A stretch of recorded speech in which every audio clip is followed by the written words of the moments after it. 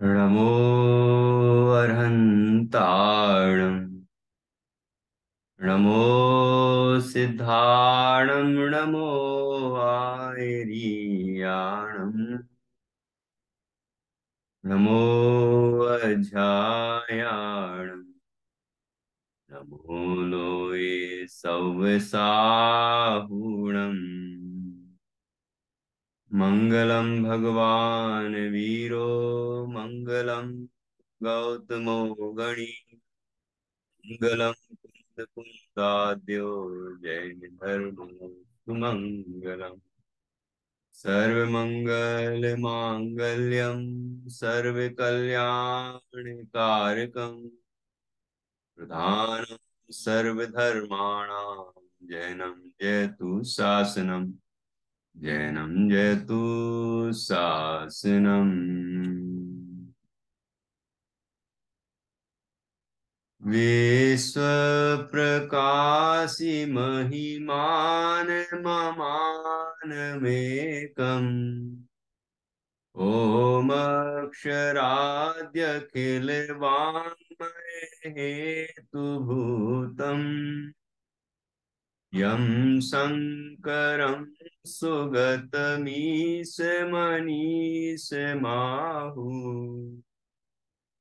अर्हन्तमूर्जितमहं तमहं नमामि।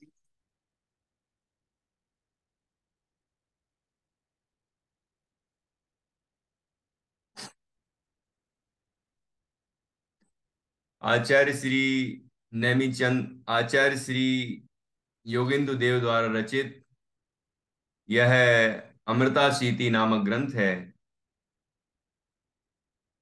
इसके 47 काव्यों पर हमारी चर्चा हो चुकी है।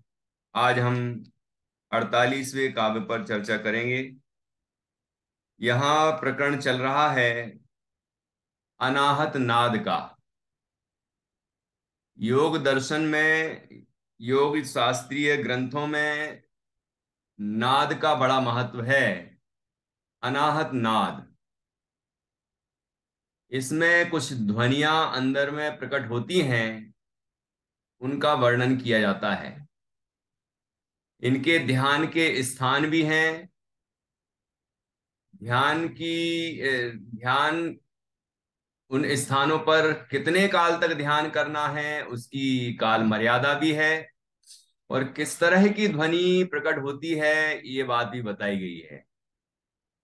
ये 3 बातें बताई जिसकी चर्चा हमने कल की। यहाँ 4 तरह की ध्वनियां या 4 तरह के नाद प्रकट होते हैं ध्यान के काल में।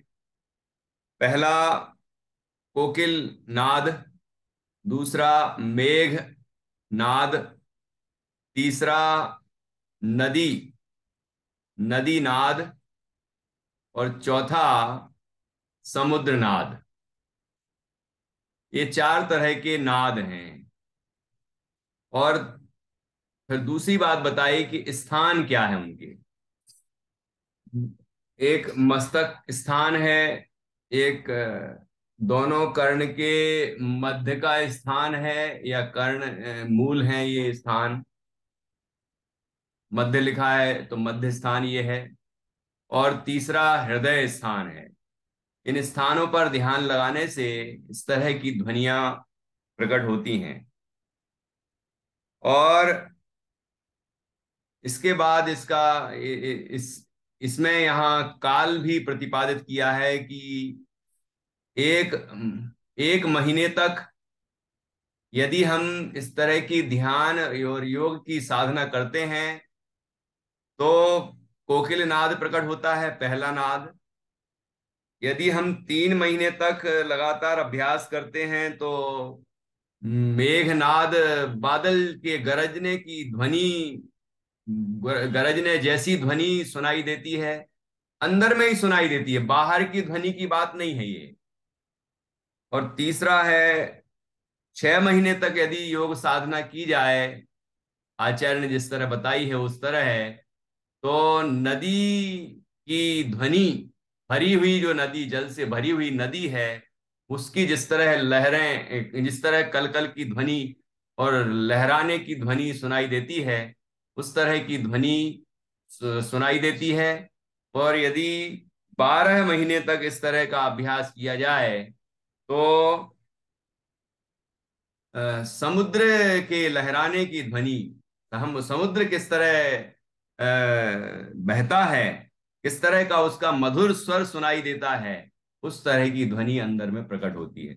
ये 3 बातें यहां पर बताई। अब यहाँ 48वें काव्य में इसका इस अनाहत नाद का फल बताया जा रहा है। ये सब अवलंबन है, ये जो स्थान है ये सब अवलंबन है। और इन स्थानों पर विद्यमान जो चेतना है, क्योंकि चेतन तत्व नख से सिख तक पूरा पूरा इस शरीर प्रमाण विराजमान है और शरीर से अत्यंत भिन्न है, उस चैतन्य का ध्यान करना है, उस चैतन्य की अनुभूति करना है। अब चैतन्य की अनुभूति करने वाला जीव, यद्यपि वह इन विभूतियों को नहीं चाहता, इस फल को भी नहीं चाहता जो अभी बताने वाले हैं, ये कोई ध्वनि सुनने की भी उसकी कोई लालसा नहीं होती है, लेकिन ऐसा सुनाई देता है। और आगे जो फल बताए जा रहे हैं वो फल प्रकट होते हैं। स्वरूप ध्यानी का प्रयोजन तो स्वरूप ध्यान है और स्वरूप के आश्रय से प्रकट होने वाला आनंद प्राप्त करना है, मोक्ष प्राप्ति है। इसके अलावा दूसरा कोई प्रयोजन नहीं है। लेकिन आचार्य योगेंद्र देव और क्या क्या होता है उस काल में वह बता रहे हैं। देखो, जीव इन ध्वनियों को सुनने के लिए अन्य मतों में चले जाते हैं, और इन ध्वनियों के सुनने पर जो फल मिलता है उसको पाने के लिए अन्य मतों में चले जाते हैं। आचार्य कहते हैं कि जैन दर्शन में भी इस तरह के योग हैं। उस तरह की साधना की जाए तो हम भटकेंगे भी नहीं और ये फल भी प्रकट हो जाएंगे। उसके बाद, फल बताने के बाद आचार्य ये कहेंगे कि इसका इसका इसकी लालसा नहीं होना चाहिए। ये कोई आश्चर्य की बात भी नहीं है, ये सुन लें, ये नाद सुनाई दे जाए, ये फल प्रकट हो जाए, ये कोई आश्चर्य की बात नहीं है। आश्चर्यचकित नहीं होता साधक, ठीक है ना। फिर यहाँ ये सब होता है, ये व्यवहार ध्यान है, ये सब बताने के बाद आचार्य इस इसके ये प्रयोजन नहीं है हमारा, ये बात भी आचार्य कहेंगे। ये ध्वनि सुनाई दे जाए तो आश्चर्यचकित मत होना, है ना, ये बात भी कहेंगे, है ना। और ये जो फल मिलने वाले हैं ये फल भी प्रकट होंगे, तो इससे इस फल के लिए लालसा मत करना, ठीक है ना। क्योंकि साधक का ध्येय तो एक शुद्धात्म तत्व ही होता है, निज स्वरूप की साधना ही है, निज चैतन्य की अनुभूति है, और उसके आश्रय से प्रकट होने वाला आनंद ही है, निराकुल आनंद ही प्राप्त करना प्रयोजन है, और कोई प्रयोजन नहीं है। लेकिन जो जो होता है वो सब यहाँ पर बताया जा रहा है। जैसे कर्णानी योग की बात करें तो कर्णानी योग के अनुसार वहां कर्म की क्या स्थितियां होती हैं, है ना, ये भी बताया जाएगा। चरणाइयों के अनुसार बाहर में किस तरह के उसका जीवन बदलने लग जाता है, ये भी बताया जाएगा, है ना। तो ये और द्रव्यानियों के अनुसार कैसी उस जीव को चैतन्य की अनुभूति होती है और कैसा आनंद आता है, ये भी बताया जाएगा।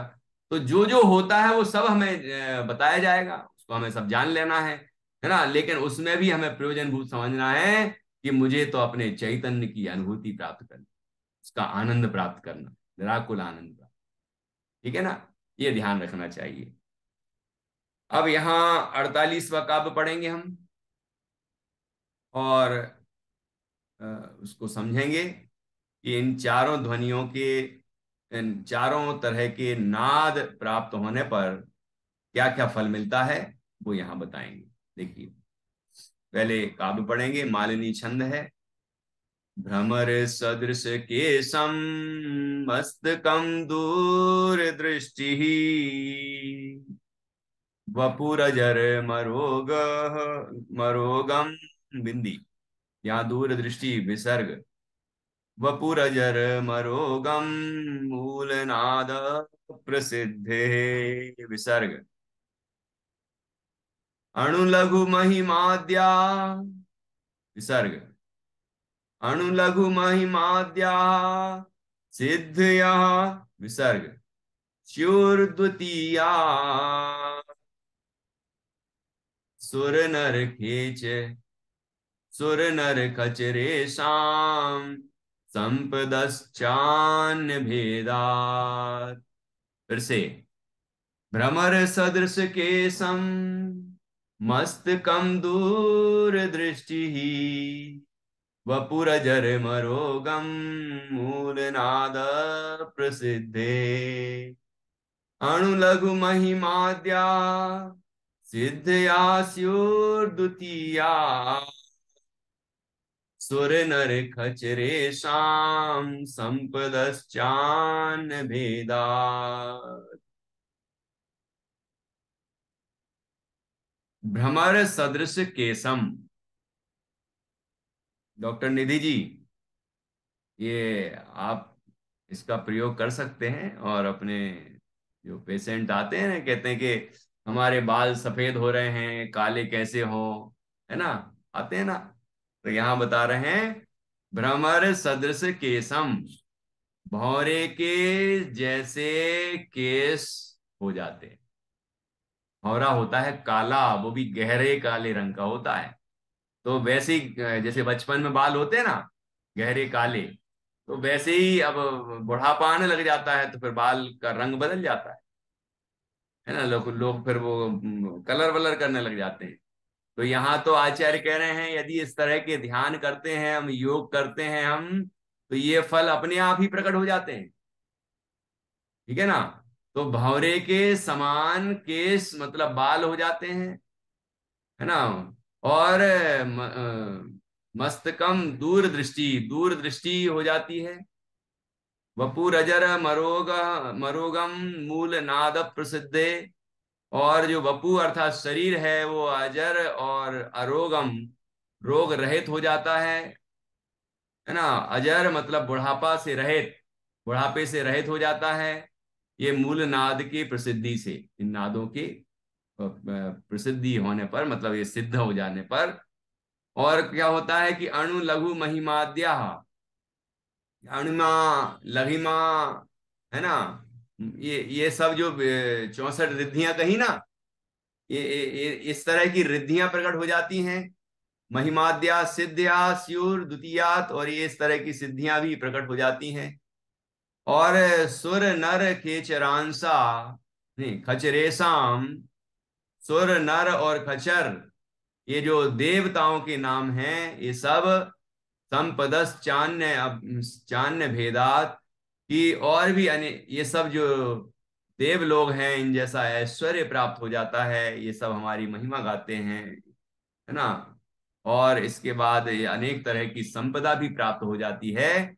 ये बात यहाँ कही है। अब थोड़ा सा अपन नीचे भी खंडान्वय के माध्यम से और कुछ शब्दों का अर्थ रह गया होगा तो वो भी समझेंगे। देखिए, उस अनाहत नाद का फल बतलाने के लिए प्रस्तुत छंद है खंडान्वय। मूल नाद प्रसिद्ध है, मूल अनाहत, मूल का अर्थ है अनाहत नाद, कोकिल नाद की उत्कृष्ट सिद्धि प्राप्त होने से। ठीक है, मूल नाद में अनाहत नाद में पहला लिया है कोकिल नाद। ठीक है, उसकी अ, उत्कृष्ट सिद्धि प्राप्त होने से मस्तकम, मस्तक भ्रमर सदृश केसम, भौरों के समान काले व स्निग्ध मतलब चिकने बालों वाला हो जाता है। इसके लिए कोई तेल लगाने की जरूरत नहीं, कोई तरह तरह के जो उपाय कराते हैं, वो जो विज्ञापन आते रहते हैं, उनकी आवश्यकता नहीं। हम अपनी यदि योग साधना करते हैं, ध्यान करते हैं, अपने अपने हित के लिए कार्य करते हैं, अपने आत्मा के हित के लिए कार्य करते हैं, तो ये सब चीजें तो अपने आप हो जाती। कहते हैं ना, चिंता से बाल सफेद हो जाते हैं, बाल झड़ने लग जाते हैं। तो ये अब अपन चिंता छोड़ें, ध्यान जब करेंगे तो चिंता अपने आप छूट जाएगी, है ना, तनाव छूट जाएंगे, व्यर्थ के विकल्प छूट जाएंगे। तो स्वास्थ्य तो अपने आप होना है। और साथ में ये कि पुण्य का उदय होता है तो अनुकूलताएं होती हैं। कोई दुनिया भर के तेल प्रयोग कर रहे हैं लोग, नए नए आते हैं लोग बताने कि ये करो, अब ये नहीं होगा ना, ये तो बेकार चीज है, ये लगाओ, अब ये लगाओ, अब ये खाओ तो हो जाएगा। व्यक्ति पूरे कई सालों तक यही करता रहता है, लेकिन उपलब्धि कुछ नहीं होती। बोलो, अपन लोगों ने भी तो प्रयोग किए होंगे, कभी कोई उपलब्धि हुई क्या इस तरह की? है? कुछ नहीं। लेकिन यदि हम योग साधना करते हैं अपने हित के लिए, आत्महित के लिए, तो ये फल अपने आप प्रकट हो जाते हैं, इनका प्रयोजन नहीं होने पर ही प्रकट हो जाते हैं। पहली बात तो ये कि जब शरीर तनाव मुक्त होता है, और वो उसकी जो जो भी अंदर की जो भी सिस्टम है, प्रणाली है उसकी, कार्य करने की, वो सब सुचारू रूप से चलने लग जाती है, खान पान आचार विचार सब व्यवस्थित होता है, तो है ना, तो शरीर अपने आप सही रहेगा। दूसरा कि पुण्य का उदय भी होगा। जब पुण्य हम जब जब हम ध्यान करेंगे, योग करेंगे, तो अशुभ भाव नहीं करेंगे। या तो आत्मा का ध्यान होने पर शुद्ध भाव होगा, या फिर इस मंत्र आदि के ध्यान में उपयोग लगने से स्वभाव होगा, उससे पुण्य बंधेगा, उसका उदय आएगा, तो ये सब अनुकूलताएं अपने आप होंगी। ख्याल में आ रहा है कि नहीं? इसलिए अन्य उपाय करने की आवश्यकता नहीं है, यही उपाय हम करें, और इन फलों के लिए नहीं करें, इन अपने आत्मा के हित के लिए करें। ये फल तो अपने आप प्रकट हो जाएंगे। तो देखिए कि मूल अनाहत नाद, जिसको कोकिल नाद कहा, कि उत्कृष्ट सिद्धि प्राप्त होने से मस्तक भौरों के समान काले व स्निग्ध बालों वाला हो जाता है ना, काले घने बाल। ऐड आता रहता है कि नहीं इस तरह का? तो उसकी जरूरत नहीं है, ये कार्य करेंगे तो ये हो जाएगा। दूसरी बात, दूरदृष्टि। अब मोबाइल का ध्यान करेंगे तो क्या होगा? उपनेत्र लगेगा, चश्मा लगेगा, है ना। और यदि आत्मा का ध्यान करेंगे, हम योग साधना करेंगे, मंत्रों का ध्यान करेंगे, परमात्मा का ध्यान करेंगे, इस तरह अपने शुद्ध परिणाम अथवा शुभ परिणाम करेंगे, तो क्या होगा? है ना, तो दृष्टि भी दूर दृष्टि हो जाएगी, दूर तक देखने में समर्थ आंखें हो जाती हैं। यदि दूरदृष्टि रोग हो रहे हैं तो अभी उनके लिए ये ध्यान लाभदायक है, तो वो दूरदृष्टि रोग खत्म हो जाएगा। है ना, इसमें योग साधना, जिस तरह की आसन है ना, जिस तरह की ध्यान है, जिस तरह की साधना है, उससे ये बीमारियां अपने आप दूर होती। ठीक है ना, तो दूरदृष्टि प्रकट हो जाती है। वपु अर्थात शरीर, शरीर अजरम अर्थात वृद्धावस्था रहित हो जाता है, तथा अरोगम रोग रहित हो जाता है। अब दूसरी बीमारियां जितनी भी हों वो भी समझ लेना चाहिए।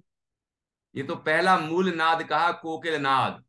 कोकिल नाद प्राप्त होने पर इतनी सारी विशेषताएं प्रकट हो जाती, मतलब इतने सारे फल प्राप्त होते हैं। क्या क्या फल होता है कोकिल नाद प्रकट होने पर? कि पहला तो जो बाल हैं काले घने हो जाते हैं, मस्तक काले घने बालों से व्याप्त हो जाता है। दूसरा कि दृष्टि, हमारी जो दृष्टि है, आंखें हैं, वो दूर तक देखने की क्षमता वाली हो जाती हैं। तो दूरदृष्टि रोग नहीं होते, बल्कि दूरदृष्टि और दूरदृष्टि हो जाती और दूर तक दिखाई देने लग जाता है। तीसरी बात बताई कि बुढ़ापा नहीं आता। अब बुढ़ापा नहीं आता क्या मतलब? क्या है बुढ़ापा नहीं आएगा? कि बुढ़ापा आने पर भी बूढ़ा नहीं दिखेगा वो, मतलब उम्र के हिसाब से वो बुढ़ापा कहलाएगा, लेकिन शरीर में बुढ़ापा नहीं दिखेगा।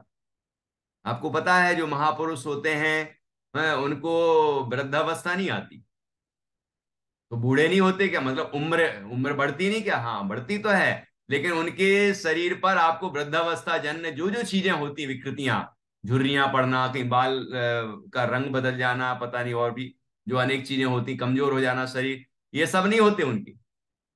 ठीक है ना, तो यहां भी आश्चर्यचकित होने की बात नहीं है कि वृद्धावस्था रहित हो जाता है शरीर। इसको कहा अजर। जर का मतलब बुढ़ापा होता है, और अजर का अर्थ होता है बुढ़ापे से रहित हो जाता है।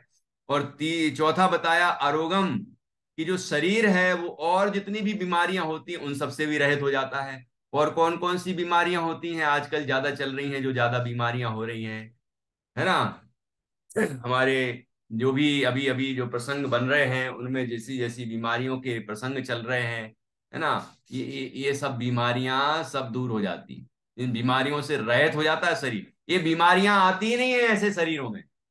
जिस शरीर में स्थित आत्मा इस तरह की ध्यान और योग साधना करता है, उसके शरीर में ऐसी बीमारियां आती ही नहीं। ना उसको कैंसर हो सकता है, तो कैंसर बनता है, ग्रंथियां बनती हैं शरीर में, शरीर के हिस्सों में, तो वो कैंसर हो जाता है, गांठें बन जाती। तो उसमें भावों का भी एक असर है। हमारे नेचुरोपैथी वाले डॉक्टर बोलते हैं कि भाव शुद्धि का भी शरीर की शुद्धि में, स्वस्थ स्वास्थ्य में इसका बहुत बड़ा योगदान रहता है। तो यहाँ जिसके मन में कुंठा होती है, जिस तरह के कुंठित विचार होते हैं, है ना, और अंदर अंदर में कुछ भी जो गुटर पुटर चलता रहता है उसके, तो ऐसे विचारों वाले के ग्रंथियां तो बननी है, कोई ट्यूमर बन जाएगा, कोई कोई कैंसर की ग्रंथि बन जाएगी, कोई और बीमारियां हो जाएंगी। तो ये सब यदि हम इस तरह के ध्यान योग करते हैं तो ये बीमारियां नहीं होती हैं। किसी को हृदयाघात हो जाता है, हार्ट अटैक, तो हृदयाघात तो होगा ही नहीं उसको, क्योंकि तनाव ही नहीं होगा। ध्यान और साधना करने वाला कितना समतावान होता है, समता तो उसकी सहेली है। समता, मैत्री, प्रमोद और अनुकंपा, ये तो भाव पहले ही बता दिए 25वें काव्य तक। उसके बाद ध्यान की चर्चा प्रारंभ की है। तो वो समतावान, धैर्यवान जीव है, आलस रहित जीव है, ऐसा बिल्कुल सजग आत्मा है, वो परम प्राणी है। तो ऐसे जीव को ये हृदयाघात जैसी बीमारियां होने की संभावना नहीं है। और बीपी हाई होना, बीपी लो होना, भी पता नहीं क्या क्या हो जाना, ये सब होगा ही नहीं उसको, क्योंकि ये तो भावों पर डिपेंड करती हैं बीमारियां। और भाव जब विशुद्ध होंगे तो ये बीमारियां नहीं होंगी, और भाव जब विशुद्ध होंगे तो पुण्य संचय होगा, और पुण्य का उदय आने पर भी ये बीमारियां होंगी ही नहीं। इसलिए हम सबको इस तरह का ध्यान सीखना चाहिए। परमात्मा का ध्यान, अपने आत्मा का ध्यान, मंत्रों का ध्यान, मंत्रवाचक हैं उनका ध्यान, और वाच्य रूप जो व्यवहार से परमात्मा और निश्चय से निःशुद्ध आत्मा का ध्यान, इस तरह का ध्यान योग हम करते हैं, है ना, सजग होकर करते हैं, व्यवस्थित आसन पूर्वक करते हैं, तो निश्चित रूप से बीमारियां, कोई भी बीमारियां उत्पन्न नहीं होती। ये पहले कोरोना चला है, उससे शरीर की अपने आप क्षमताएं कमजोर हो गई, तो ये कमजोरियां भी दूर हो जाती हैं। ठीक है ना। तो ये क्योंकि अंदर में इम्यूनिटी अपने आप बढ़ जाएगी, रोग प्रतिरोधक क्षमताएं बढ़ जाएंगी। अरोग हो जाता है ना शरीर, तो रोग प्रतिरोधक क्षमताएं बढ़ जाएंगी शरीर की। तो ये बीमारियां हमें असर नहीं करेंगी। यदि किसी ने वैक्सीन लगा लिया है, यदि किसी ने कोरोना का इलाज कराया है, यदि कोई हॉस्पिटल गया है और उससे शरीर की शक्तियां कमजोर हो गई हैं कदाचित, है ना, तो वो व्यक्ति भी इस तरह का ध्यान करता है तो उन विकृतियों से मुक्त हो जाता है शरीर, और रोग रहित हो जाता है, मजबूत हो जाता है अंदर से। ठीक है ना। इसलिए हम सबको इस तरह के ध्यान करने चाहिए। पहला ध्यान बताया, पहला नाद का फल बताया कोकिल नाद। दूसरा कौन सा है? मेघनाद। तो दूसरा द्वितीयात, द्वितीयात द्वितीय मेघ सदृश नाद से क्या क्या होता है? जब जब इस तरह की 3 महीने तक योग साधना करने पर मेघ गर्जना के समान अंदर में ध्वनि सुनाई देती है, तो फिर ऐसे जीव को कौन कौन सी चीजें प्राप्त होती है, मतलब कौन सा फल प्राप्त होता है? उस फल की इच्छा नहीं होती है, पहले ही कह दिया। नहीं तो अभी डॉक्टर निधि जी कहेंगी कि इनका क्या प्रयोजन, ये रिद्धियां सिद्धियां और शारीरिक रोग से रहित, और ये सब से क्या प्रयोजन? कि नहीं नहीं, प्रयोजन तो कुछ नहीं है, लेकिन होता है ये बता रहे हैं। प्रयोजन तो एकमात्र आत्मानुभूति और आत्मानुभूति जनित आनंद प्राप्त करना है, और उस आत्मानुभव के फल में केवल ज्ञान पाना है, संसार से मुक्त होना है। ठीक है ना, सारे दुखों से, विकारों से मुक्त होना है। ठीक है ना, आत्मा का जो स्वरूप है वो पूर्ण रूप से प्रसिद्ध करना है, सिद्ध अवस्था पानी है, वही प्रयोजन है। लेकिन ये सब चीजें भी साधक के जीवन में होती हैं, ये बता रहे हैं आप। तो शरीर यदि हम 3 महीने तक इस तरह की साधना करते हैं, 1 महीने साधना की तो इतनी सारी चीजें हो गई, इतने फल प्रकट हो गए। 3 महीने साधना की तो मेघ सदृश नाद सुनाई देता है। और लघु अणु लघु महिमाद्या अणिमा लघिमा महिमा आदि सिद्धियां स्यु प्राप्त होती हैं। ठीक है, मतलब ये सब रिद्धियां 64 रिद्धियां होती हैं, मुनराजों को प्राप्त होती हैं ये। ठीक है ना। तो इस तरह की रिद्धियां, हाँ, कुछ नहीं कह कुछ कह। केवल ज्ञान रूप से नहीं प्राप्त होती। हाँ हाँ हाँ, बराबर। केवल ज्ञान रिद्धि 63 प्राप्त नहीं रिद्धियां, होती। ठीक है। 63 प्राप्त होती है। ओके। तो उन 63, उन मुनिराजों को ही 63। उन मुनिराजों को ही आगे चल के मुनि अवस्था में ही तो हाँ, गुण स्थान होने के बाद फिर वह तो केवल ज्ञान हो जाता है। तो वो अरहंत, केवल। वही मुनिराज अब अरहंत अवस्था को प्राप्त हो जाता है। ठीक है। तो ऐसी रिद्धियां सिद्धियां ये सब उपलब्ध हो जाती हैं। साधक को इनका प्रयोजन नहीं है, ध्यान रखना, लेकिन वो हो जाती हैं, बस इतना इतना यहां बताया गया। क्योंकि इनको, इनसे जीव आकर्षित होता है। जीव को ऐसा लगता है, अच्छा क्या ऐसा हो जाएगा कि शरीर को हम छोटा सा बना सकते हैं, कोई को दिखे ही नहीं। महान बहुत विशाल बना सकते हैं, विष्णु कुमार मुनि की तरह। और ऐसा हो सकता है जिसके यहाँ आहार किया उसके इतना सा आहार है, तपेली भर के खीर है, लेकिन वो ऐसी हो जाए कि उसमें से निकालते जाओ निकालते जाओ, देते जाओ देते जाओ, पूरे चक्रवर्ती की जो चतुरंगिणी सेना होती है उसको बांटते जाओ, भरपेट खिला दो सबको, तो अभी वो शाम तक खाली नहीं होती। सूर्य अस्त के अंतर मुहूर्त पहले तक वह उतनी की उतनी बनी रहती है, उसके बाद समाप्त हो जाती है। क्योंकि भोजन का समय समाप्त, भोजन का समय समाप्त, तो वो रिद्धि का जो असर है वो भी समाप्त, क्योंकि रात्रि भोजन थोड़ी करवाएंगे, है कि नहीं। तो ऐसी ऐसी रिद्धियां प्राप्त होती हैं। इन 64 रिद्धियों का वर्णन हमें विशेष रूप से पढ़ना चाहिए, तो समझ में आएगा कि ये रिद्धियां कैसी होती हैं, क्या क्या क्या इनमें होता है। सिद्ध चक्र विधान में भी ये सब हैं। ठीक है ना। और बाकी जगह तो है ही, 64 रिद्धि विधान भी अपन करते हैं।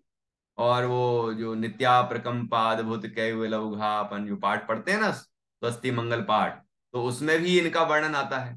तो ऐसे अनेक जगह वर्णन है। तो ये रिद्धियां दूसरा नाद प्रकट होने पर, मतलब 3 महीने साधना करने पर ये रिद्धियां भी प्रकट हो जाती हैं।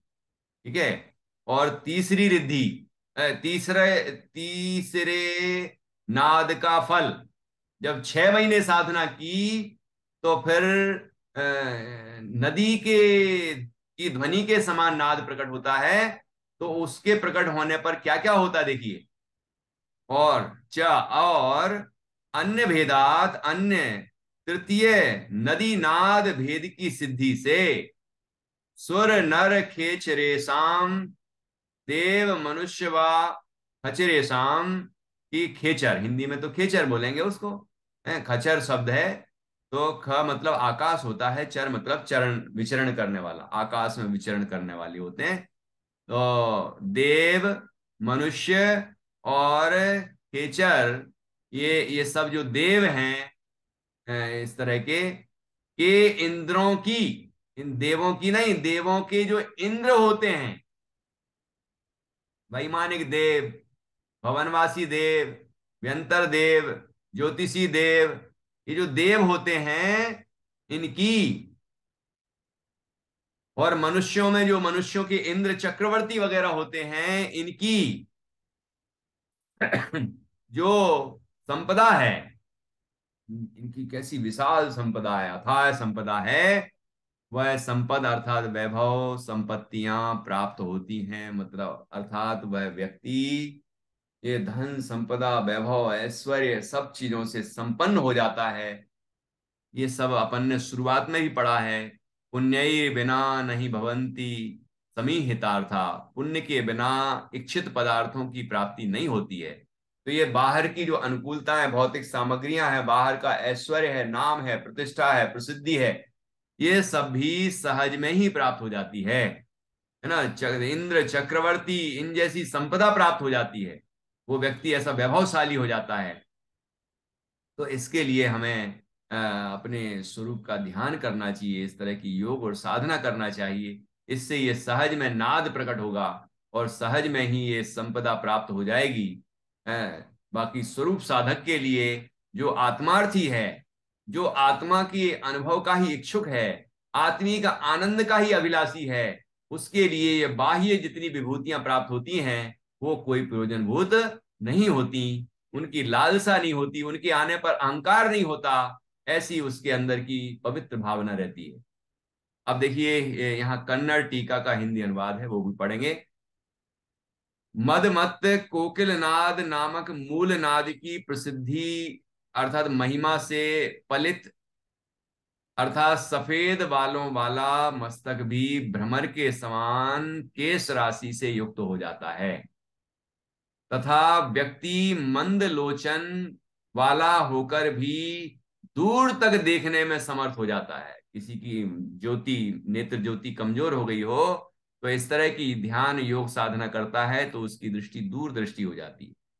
ठीक है, बाल पूरे सफेद हो गए हों तो वो काले हो जाते हैं, भौरे के समान काले। और बुढ़ापा तथा रोग से युक्त शरीर भी अजरत्व अर्थात बुढ़ापे से रहे, तथा अरोगत्व अर्थात सर्व प्रकार के रोग से रहे। मानसिक रोग, शारीरिक रोग, ठीक है, मानसिक रोग कितने तरह के हैं, कितनी विकृतियां होती हैं मानसिक रूप से। ये क्रोध वगैरह जो है ये भी मानसिक रोग ही हैं। सनक आ जाना, किसी की चिड़चिड़ाहट हो जाना, झल्लाहट हो जाना, है ना, ये विकृतियां हैं मानसिक। पागलपन आ जाना, ये सब विकार हैं, मानसिक रोग हैं ये, ठीक है ना। और शारीरिक रोग तो बहुत सारे बता ही दिए। तो ये सब रोग से रहित हो जाता है, अरोगत्व से युक्त हो जाता है। ये पहले नाद का फल है 1 महीने साधना करने पर। तथा दूसरे अंबोध अर्थात मेघ नाद की सिद्धि से अणिमा, लघिमा, महिमा आदि 8 महारिद्धियों में श्रेष्ठ रिद्धियां प्राप्त हो जाती हैं। ये सब महारिद्धियां हैं, मतलब 8 महारिद्धियां हैं, ऐसे तो 64 रिद्धियां होती हैं, तो ये महारिद्धियां हैं, ये प्राप्त हो जाती हैं। तथा देवेंद्र, नरेंद्र अर्थात चक्रवर्ती व खेचरेंद्र आदि की संपत्तियां भी नदी नाद की सिद्धि से प्राप्त हो जाती हैं, ऐसा समझना चाहिए। विशेष प्रस्तुत पद्य में आचार्य योगिंदु देव ने अनाहत नाद के पूर्वोक्त स्वरूपगत 4 भेदों में से 3 भेदों का फल विशेष प्रतिपादित किया है। प्रथम, कोकिल नाद को उन्होंने मूल नाद कहा है और इसके श्रवण की सामर्थ्य प्राप्त होने पर शारीरिक आरोग्य यथा जैसे दृष्टि सामर्थ्य बढ़ना आदि व सौंदर्य की प्राप्ति होती है। दूसरा, द्वितीय, मेघनाद या मेघ ध्वनि नामक अनाहत नाद के श्रवण की योग्यता जब प्राप्त होती है तब अनेक सिद्धियों अणिमा, लघिमा, महिमा, गरिमा, प्राप्ति, प्राकाम्य, ईशत्व, वशित्व आदि की प्राप्ति हो जाती है। ज्ञातव्य है कि उक्त अणिमा आदि रिद्धियों की सिद्धियों की परिगणना जैन शास्त्रों में विक्रिया रिद्धियों के अंतर्गत की गई है। ये सभी ग्रंथों के यहाँ पर नाम लिखे जिनमें इसका वर्णन आता है। नदी ध्वनि नामक तृतीय नाद को श्रवण कर पाने की योग्यता आ जाने पर साधक, वो योग साधक, स्वरूप साधक, है ना, आत्म साधक, देवेंद्र, मनुष्येंद्र व खेचरेंद्र तीनों की विभूतियों का स्वामी हो जाता है। यहां यह ध्यातव्य है कि, ये अब ध्यान से सुनना, ध्यातव्य है कि साधना तपस्या के फलस्वरूप रिद्धि सिद्धियों की प्राप्ति होना अवश्य यहां फल रूप में प्रदर्शित किया गया है, किंतु किसी प्रकार की भौतिक या पर रूप सिद्धि की प्राप्ति के लिए साधक जन योग ध्यान की साधना में कभी प्रवृत्त नहीं होते हैं। क्या ना विषय, उनका लक्ष्य तो निर्विकल्प व अखंड अनंत आनंदमय समाधि दशा की निश्चल प्राप्ति होता है। ऐसे साधक को ही सिद्धियों की प्राप्ति स्वतः हो जाती है। जो निर्लोलुपी साधक होता है, निर्वांछक साधक होता है, जो स्वरूप का साधक होता है ना, ऐसे जीव को ये सारी रिद्धियां सिद्धियां और जितने भी फल बताए सब सहज में ही प्राप्त हो जाते हैं। ज्ञानार्णव ग्रंथ में आया ये। आचार्य शुभचंद्र ने भी ध्यान में प्रवृत्त साधक के बाह्य सूचक चिन्हों का कथन करते हुए उसे निरोगता, शारीरिक दीप्ति, स्वर माधुर्य, शरीर का उत्तम गंध से युक्त होना आदि की उपलब्धि होना बताया है।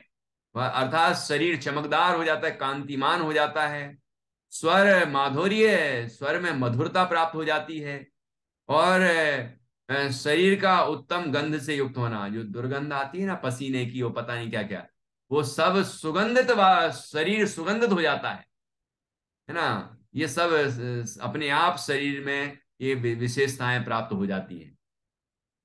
ठीक है ना। मुनिराज जो आत्मा की साधना करते हैं, जो शरीर की स्थिति मात्र के लिए योग्य आहार करते हैं मात्र, लेकिन शरीर अपने आप कैसा कांतिमान हो जाता है, कैसे रोगों से रहित हो जाता है, कैसे बलिष्ठ हो जाता है, शक्तिशाली हो जाता है, कितने किलोमीटर की यात्रा कर लें थकते नहीं है, है ना। तो ये सब जो स्थितियां प्राप्त होती हैं, ये योग साधना के बल से ही प्राप्त होती हैं।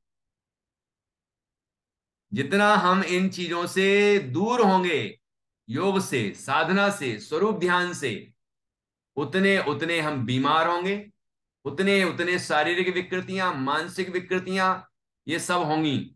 और जब ये होंगी तो व्यक्ति फिर बीमारियों को दूर करने के लिए पता नहीं क्या क्या कर सकता है। जो हिंसक और अहिंसक या जैसे भी उपचार होते हैं, उनको भी अपनाने को तैयार हो जाता है। लेकिन यदि हम, जो साधक का कर्तव्य है या जो साधक कहलाता है वास्तव में, वो यदि योग साधना करता है, आत्म साधना करता है, परमात्मा का ध्यान करता है, स्वरूप ध्यान करता है, तो ऐसा जीव सहज में ही ऐसे शरीर की बीमारियों से और शरीर की विकृतियों से, मानसिक विकृतियों से, सब विकृतियों से मुक्त हो जाता है। और उसकी साधक दशा सही रूप में चलती है, आगमानुकूल चलती है। ठीक है ना। किंतु वास्तविक योगी जन इन सिद्धियों के प्रति आकृष्ट ना होकर अपने अभीष्ट लक्ष्य की ओर बढ़ते रहते हैं। इन रिद्धियों सिद्धियों के प्रति आकर्षित नहीं होते कि ये हो जाएगा, ये हो जाएगा, अच्छा ऐसा हो जाएगा, सुन लिया आज, अच्छा ऐसा होगा, सही, ये जो काले सफेद बाल हो गए काले हो जाएंगे, है ना, शरीर एकदम चमकदार हो जाएगा, उसके लिए कोई क्रीम पाउडर तेल वगैरह लगाने की जरूरत नहीं पड़ेगी, दवाइयां नहीं खानी पड़ेंगी, वाह वाह बहुत अच्छा, आज से शुरू कर देते हैं। ये प्रयोजन से मत करना, ये होगा जरूर, लेकिन इस प्रयोजन से साधक नहीं करता।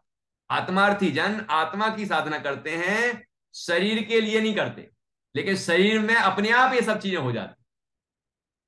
इस तरह बड़ी सुंदर चर्चा इस छंद के अंदर की है। हम 48वें काव्य के माध्यम से इन ध्यान और ध्यान के फलों पर विचार करके इस तरह की साधना प्रारंभ करें और उसका प्रयोजन बिल्कुल स्पष्ट रखें। आत्मा की साधना, आत्मा का कल्याण, आत्मा का हित, आत्मा का आनंद और मोक्ष की प्राप्ति ही प्रयोजन होना चाहिए। कर्म मुक्त